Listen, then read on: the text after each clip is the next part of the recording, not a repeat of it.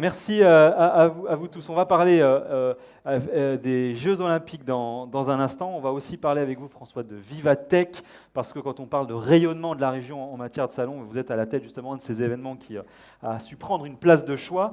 On va démarrer peut-être par un débrief avec vous, Jacques Rivoal, celui de la Coupe du Monde de rugby 2023 en France. C'était septembre-octobre sur le territoire. Catherine Barmois, si vous le voulez bien, peut-être on peut lui donner la parole pour démarrer.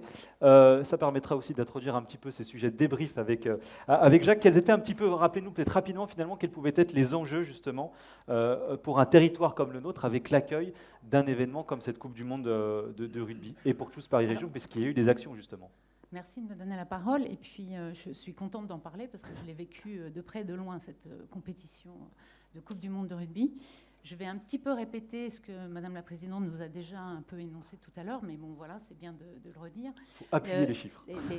Les objectifs, il y en avait deux grands. Valoriser l'expérience Paris Région, au niveau de tout ce qui était infrastructure, économie, tourisme, qualité de vie, etc. Et puis, il y avait un deuxième objectif qui était d'installer encore un peu plus l'Île-de-France comme une porte d'entrée en Europe pour les pays que l'on accueillait pour cette Coupe du Monde, Australie, Nouvelle-Zélande. Voilà. Pour l'agence, on a mené beaucoup d'actions, deux axes pour ces actions. Le rôle de facilitateur, de rassembleur pour toutes les entreprises, les prospects, les nouveaux partenaires, pour essayer de créer des synergies avec aussi un monde institutionnel, diplomatique. Donc c'était vraiment important. Et puis aussi pour valoriser et améliorer la qualité des visiteurs, la qualité de l'accueil et de l'expérience visiteur. Plusieurs outils nous étaient donnés. Je vais énumérer assez rapidement. Un guide Do You Speak Tourist, un carnet de voyage gratuit pour les visiteurs, les points information tourisme mis aux couleurs de la Coupe du Monde. Beaucoup d'outils qui voilà, nous ont permis d'améliorer cet accueil. Quelques chiffres clés. On a accueilli 9 millions de visiteurs pendant cette période sur la destination. C'est plus 7% par rapport à l'année précédente. C'est plus 10% d'internationaux et plus 4% de Français. Donc avec tous ces pourcentages, on revient à un chiffre un peu plus compréhensible qui fait qu'il y a eu plus de 600 000 visiteurs sur la destination pendant cette période. Au niveau de la fréquentation hôtelière, avec des arrivées cumulées, on arrive aussi à 7% par rapport à l'année précédente. Donc c'est un chiffre très important. Un taux d'occupation journalier de 82% au moment des compétitions sur le territoire et qui reste à 82% quand les matchs n'étaient pas en Île-de-France. Donc ça prouve quand même qu'il y avait une fluidité et une continuité des visiteurs sur la destination. Et un tout petit mot sur les publics, et je suis sûre que M. Rivoal en parlera aussi, mais au Stade de France, on a accueilli globalement 800 000 personnes et on a accueilli globalement aussi sur la fan zone, la place de la Concorde.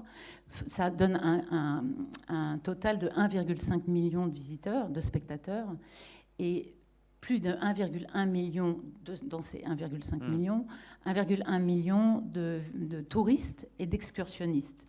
Je rappelle juste que touriste, c'est une personne qui dort une nuit au minimum, et un excursionniste, c'est quelqu'un qui vit hors Île-de-France et qui se rend pour une compétition et qui ressort. Voilà. Ouais, effectivement.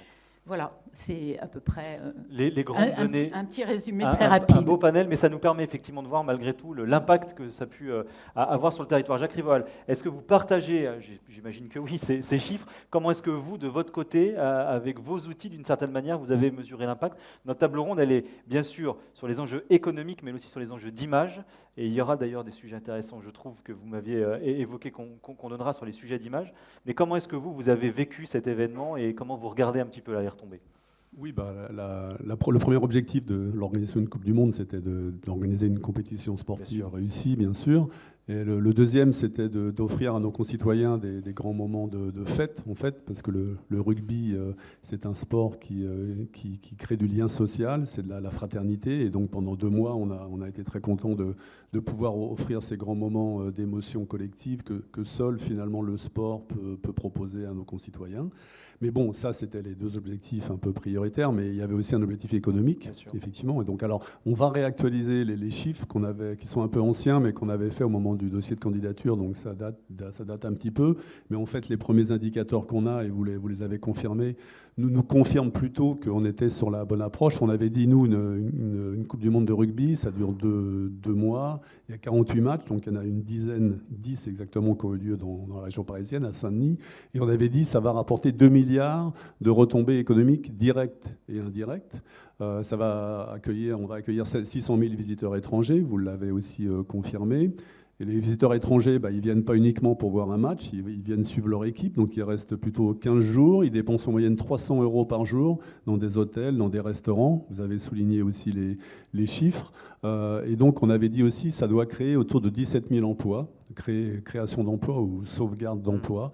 Donc on va réactualiser ces chiffres-là, mais on est assez confiant sur le fait qu'effectivement on va valider ces chiffres, voire même au-delà, parce que tous les premiers indicateurs qu'on a eus, toutes les collectivités territoriales qu'on a rencontrées, tous les sponsors qui nous ont suivis, tous nous ont confirmé effectivement qu'ils sont très satisfaits du fait qu'il y a eu 6 millions de spectateurs dans les stades, mais aussi dans les fan zones, en particulier à Paris, enfin sur la région. Il y avait la belle fan zone de la Concorde, il y en avait une aussi à Saint-Denis, qui ont réuni des gens, et ce n'est pas toujours des gens qui avaient des billets. C'est des gens, la moitié de ces spectateurs, c'est des gens qui n'avaient pas de billets, donc c'est des familles qui sont venues pour profiter d'un moment de convivialité, de proposer à leurs enfants l'initiation au rugby, la restauration, des animations, donc c'était aussi une démarche culturelle et sportive, éducative. Voilà, donc on est confiant sur le fait qu'effectivement on a explosé aussi les audiences télé. On a eu plus de 230 millions de spectateurs en France. Même dans les pays étrangers, il y a eu aussi des explosions d'audience télé. Donc on est vraiment confiant que sur le plan économique, ça va être une réussite. Ça a été une réussite. Et ça a été aussi très très important. Alors c'est peut-être la question que vous voulez me poser, sur l'attractivité, effectivement, c'est votre sujet, de notre territoire. Parce que ce qu'on a entendu beaucoup de visiteurs étrangers, c'est que finalement, alors en tant que Français, on a tendance toujours à avoir nos problèmes, mais on n'arrive plus à voir les points forts de notre pays. C'est que les gens nous ont dit, en particulier les spectateurs étrangers, mais vous ne pouvez pas savoir comme c'est facile de se déplacer dans votre beau pays. Les trains, ils arrivent à l'heure, les moyens de transport, les RATP, les RER, les autoroutes, enfin là, c'est facile de se déplacer dans votre pays. Et ça nous ont dit les Anglais, les Allemands. Moi, j'ai vécu longtemps en Allemagne. On n'imagine pas comme c'est compliqué parfois de se déplacer dans d'autres pays européens, en France. Et donc là, on a eu, en termes d'attractivité de notre pays et de votre région, ça a été un formidable coup de projecteur parce que les gens qui sont venus, ils sont repartis avec cette image très positive de notre pays qui va rester. Et c'est vrai que le public, les habitants, la population francilienne, effectivement, n'est pas la population qui loue le plus aujourd'hui ces transports en commun. Et donc c'est intéressant d'avoir le regard aussi, effectivement, extérieur, de visiteurs, de touristes extérieurs sur la fluidité, sur l'intermodalité, parce que c'était bien de ça dont il était question. Peut-être un tout petit mot pour terminer, mais de manière générale, au-delà de ce sujet de transport qui fait toujours réagir naturellement lorsque l'on vit sur le territoire, le sujet de l'image et de l'attractivité globale, comment est-ce que vous imaginez-vous finalement la transformation qu'on peut avoir entre un visiteur finalement qui découvre Paris ou sa région, entre guillemets, à travers des matchs de rugby, et puis finalement, à un moment donné, un visiteur qui devient finalement un résident ou qui décide d'y installer son entreprise. Comment est-ce qu'on fait le lien justement entre ces deux sujets, de l'attractivité touristique, l'élément sportif, et du développement économique au sens plus large ? C'est évident que c'est un investissement et que les gens qui sont venus, qui ont eu cette bonne image de notre pays, ils vont revenir. Il y a une dimension qui est très importante et ça a été aussi souligné dans les interventions précédentes, c'est l'aspect aussi de l'engagement sociétal, en particulier sur l'environnement, mais pas uniquement. Et ça, on avait questionné nos spectateurs potentiels, on leur avait demandé qu'est-ce que vous attendez d'une Coupe du Monde de rugby. Alors ils nous ont bien sûr dit on veut faire la fête, on veut voir des bons matchs, mais ils nous avaient aussi dit on vous attend sur le terrain sociétal. Ouais. Il faut que vous ayez des réponses sur l'inclusion, sur la formation, sur l'emploi, sur l'environnement. Et là, on a essayé de mettre au cœur de l'organisation de l'événement des promesses très concrètes sur l'environnemental pour essayer en particulier de compenser les émissions carbone de nos visiteurs étrangers, parce que malheureusement, ils se déplacent surtout en avion. Et donc là, on a mobilisé toutes nos parties prenantes, les collectivités, les sponsors, pour essayer de compenser à minima la moitié des émissions carbone qui ont été rejetées par nos visiteurs étrangers. Donc voilà, et tout l'aspect sociétal était très important. Et je crois que c'était intéressant parce que c'était souligné comme un des acteurs, un des points forts de la région sur l'environnement, en termes d'attractivité. Voilà, il faut que les grands événements sportifs aient également maintenant une réponse sociétale sur ces sujets. Et ce qui a été fait pendant cette Coupe du Monde est peut-être aussi un peu le point de départ ou une référence, entre guillemets, en tant que telle aujourd'hui, qui peut être développée, dupliquée dans d'autres pays? Oui, là, je crois qu'on a alors, immodestement, je pense qu'on a créé un nouveau standard en termes de référence pour les grands événements sportifs, en particulier sur ces sujets sociétaux. On a eu des labels sur des sujets de lutte contre les discriminations. Voilà, il faut qu'aujourd'hui, on organise un grand événement sportif sans être hors sol. Il faut aussi être au cœur des problématiques actuelles de la société. Par exemple, on a essayé d'organiser un grand tournoi national des quartiers. On a invité 6000 jeunes des quartiers. C'est un sujet qui reste toujours d'actualité, pour leur montrer en quoi le rugby peut avoir des valeurs éducatives. Moi, j'avais eu l'occasion de rencontrer le président Macron et je lui avais dit, alors c'était une petite formule qui l'avait fait rire, je lui avais dit, Jules Ferry a rendu l'école obligatoire. Maintenant, c'est au président Macron de rendre le rugby obligatoire à l'école. Donc voilà, on espère qu'il va essayer de faire ça. Mais voilà, le rugby, ça a des vraies valeurs modernes, actuelles, qui, je pense, permettront à côté de la famille, à côté bien sûr du rôle de l'école, d'aider à socialiser et à canaliser les problèmes qu'on peut avoir dans les banlieues. Donc voilà, toutes ces problématiques sociétales sont aujourd'hui importantes et je pense qu'effectivement on a mis une nouvelle référence sur la manière d'organiser les grands événements sportifs. Fabrice Favet-Aubon, on viendra au JO tout à l'heure, on va faire avant un petit détour par Vivatech, mais juste là, ce qui a été dit, CEO donc de On Location, on le rappelle, et on le verra tout à l'heure, beaucoup œuvré en matière d'hospitality lors de ces JOP Paris 2024. Ça vous inspire un petit peu là, une courte réaction là, sur ce qui a été dit et comment vous regardez le défi qui vous attend justement en matière d'attractivité du sujet là? Alors bonjour à toutes et à tous. Alors oui, effectivement, on a regardé de manière très attentive en observateur attentif et en tant qu'acteur aussi, puisqu'on était client de la Coupe du Monde de rugby, l'impact que ça pouvait avoir, que ce soit en matière d'organisation, mais aussi pour l'ensemble de nos clients. Nous, on a utilisé... je parlerai après tout à l'heure du rôle que nous avons auprès des Jeux Olympiques et Paralympiques, mais on a utilisé la Coupe du Monde de rugby comme une plateforme de relations publiques et de relations commerciales pour pouvoir inviter nos clients ou au contraire, ou même en complément, créer de nouvelles opportunités commerciales pour nous dans la perspective des Jeux Olympiques. Et on est extrêmement... satisfait des retombées que ça a pu générer pour nous. Effectivement, et on y viendra dans un instant. Alors peut-être juste pour rester sur notre sujet, qui est effectivement comment tous ces grands événements, qu'ils soient sportifs ou pas d'ailleurs, on va y venir, continuent finalement au fil de l'histoire de façonner, entre guillemets, l'image de notre territoire. François Bitouzé, donc effectivement un mot sur Vivatech, parce que Vivatech, ça a démarré, j'allais dire... je dirais pas tranquillement, mais comme un salon parisien, c'est devenu une référence mondiale. C'est un peu comme ça qu'on peut le résumer très rapidement. Comment est-ce que vous regardez finalement le succès de Vivatech à Paris, et est-ce que finalement l'un est lié à l'autre, justement ? Bonjour à toutes, bonjour à tous. Moi, je suis ravi de pouvoir participer à cette table ronde. Je pense que, vous l'avez dit, Vivatech, ça a commencé en 2016. Donc, c'est un petit événement. Voilà, on est très jeune. Et en fait, l'année dernière, l'édition 2023, on a battu des records. On a reçu plus de 150 000 visiteurs sur les 4 jours de Vivatech. C'est-à-dire que c'est plus de monde que le fameux CES de Las Vegas. Donc l'enjeu pour nous, c'est pas de dire qu'on est meilleur que le CES, il y a de la place pour tout le monde, il n'y a pas de problème, mais c'est plutôt pour vous donner une idée de ce qu'est devenu Vivatech aujourd'hui. Et moi, je suis vraiment intimement persuadé que on aurait pu faire Vivatech ailleurs dans le monde, mais Vivatech n'aurait pas eu ce succès ailleurs qu'en Île-de-France. D'abord parce que, évidemment, il y a un terreau tech, digital qui est absolument magnifique et qui est vraiment en phase avec ce qu'on a essayé de faire. Je ne sais pas si on se rend compte, mais une région comme l'Île-de-France, en termes de concentration de tech, de digital, je pense qu'il n'y en a pas plus que 5 dans le monde. Donc on parle toujours de la Silicon Valley, on parle de la Chine. Voilà, il y a l'Île-de-France qui est là. Donc déjà pour nous, c'était un terreau qui était absolument fantastique.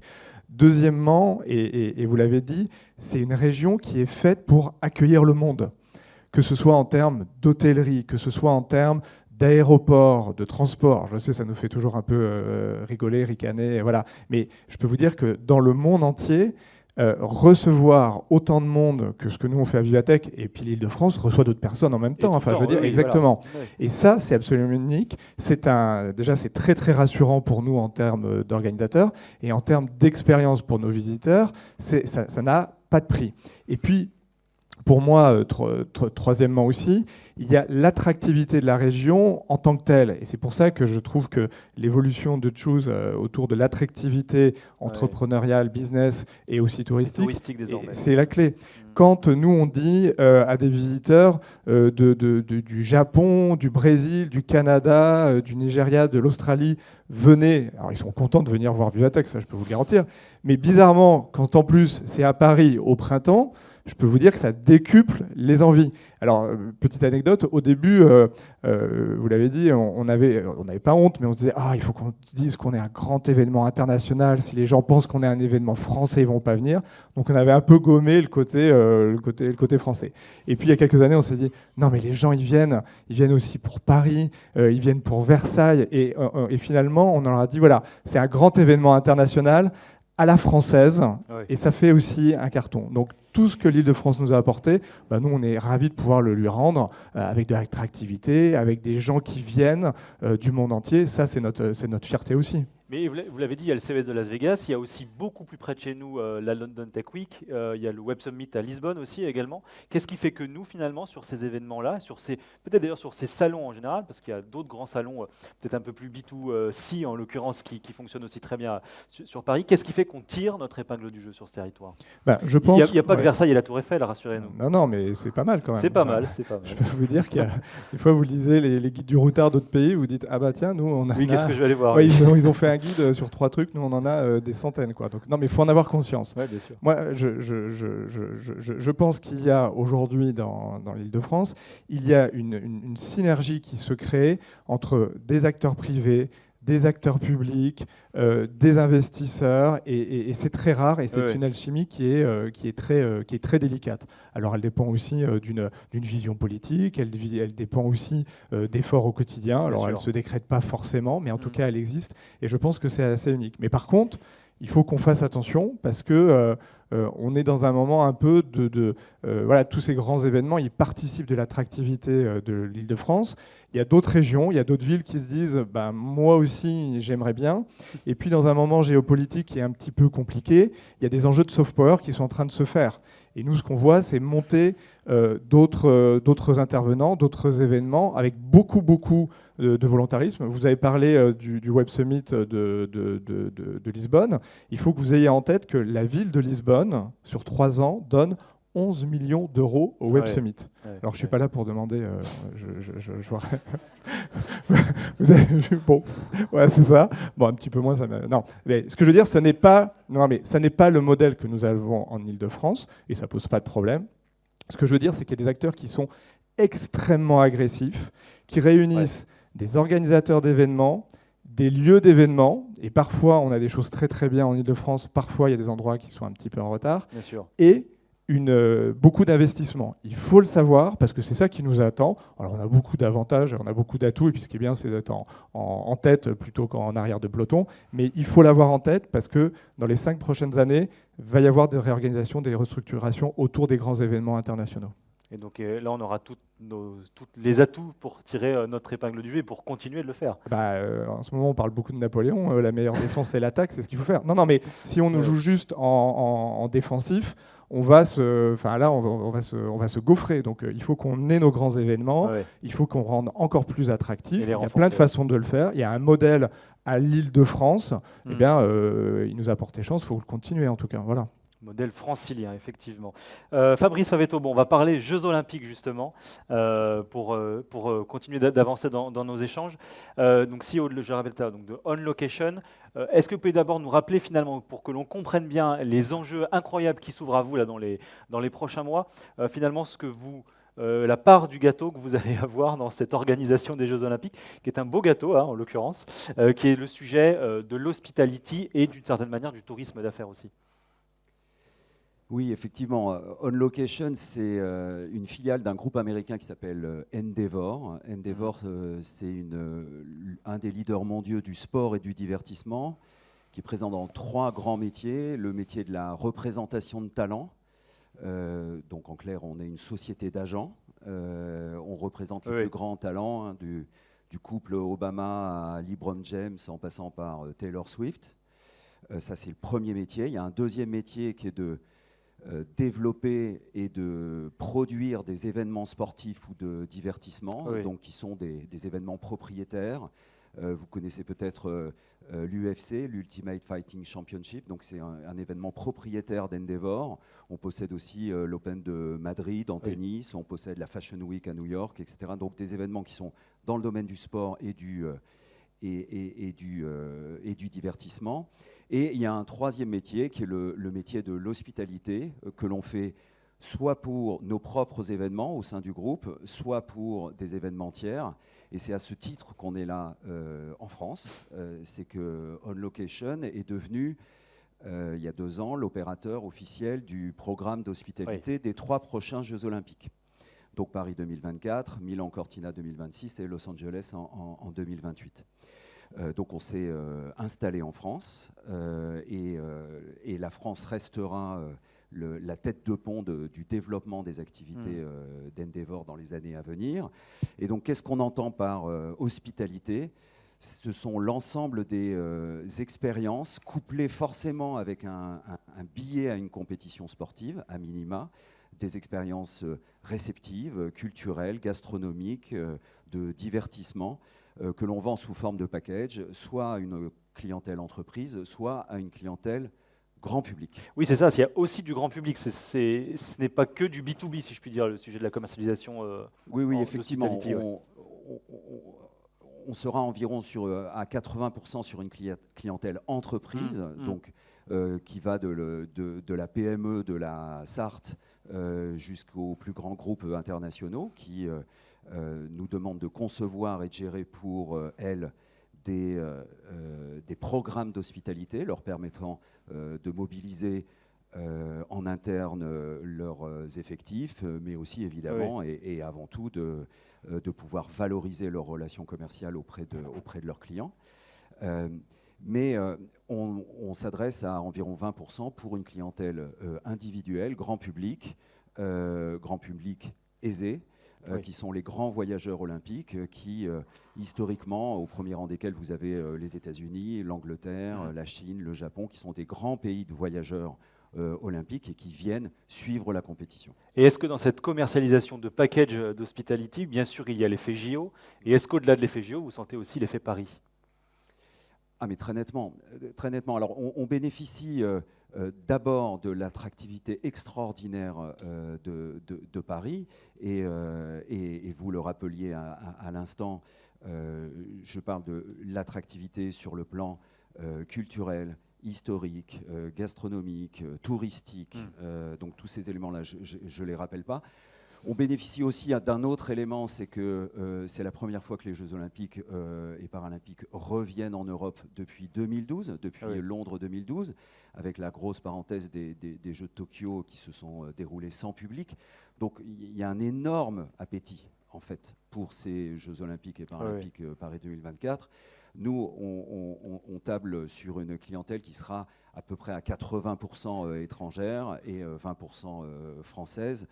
Juste pour vous donner un ordre de grandeur, on prévoit d'accueillir par jour environ 40 000 clients et leurs invités par jour répartis sur 120 sites. Alors 120 sites, ça comprend évidemment les sites de compétition dans lesquels se déroulent les compétitions, mais les hôtels, les lieux d'hospitalité dans la ville et partout en région.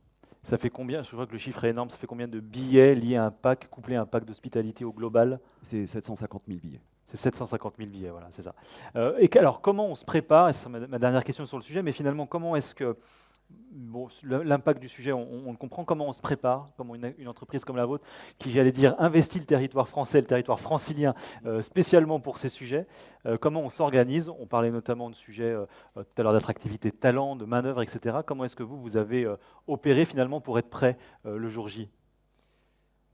Alors j'ai assisté au débat depuis le début de l'après-midi et j'ai trouvé assez intéressant parce qu'au fur et à mesure de l'avancée des débats, je retrouvais, j'ai eu la chance d'être le premier salarié d'On Location France en octobre 2021, donc il y a 2 ans, donc j'ai retrouvé les différentes étapes.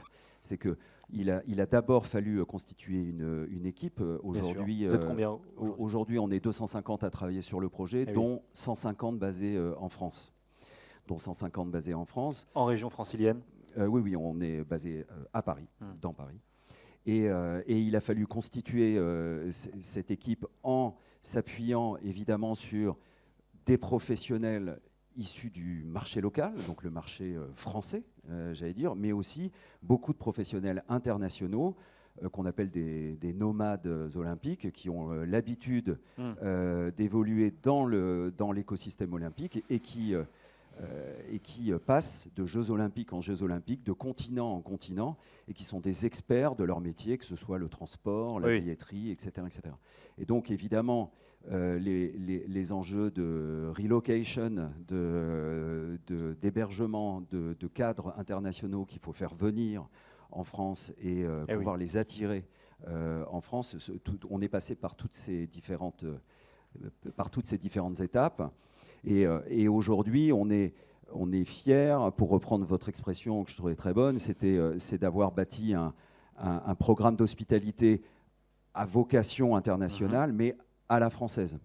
95% de nos fournisseurs sont français, 100% de nos traiteurs, vous le savez, c'est très important pour les Français, la nourriture, donc 100% de nos traiteurs sont français, etc. etc. On a vraiment essayé de C'est l'empreinte francilienne dont parlait Jacques Rivoal tout à l'heure. Exactement, de bâtir des expériences à la française.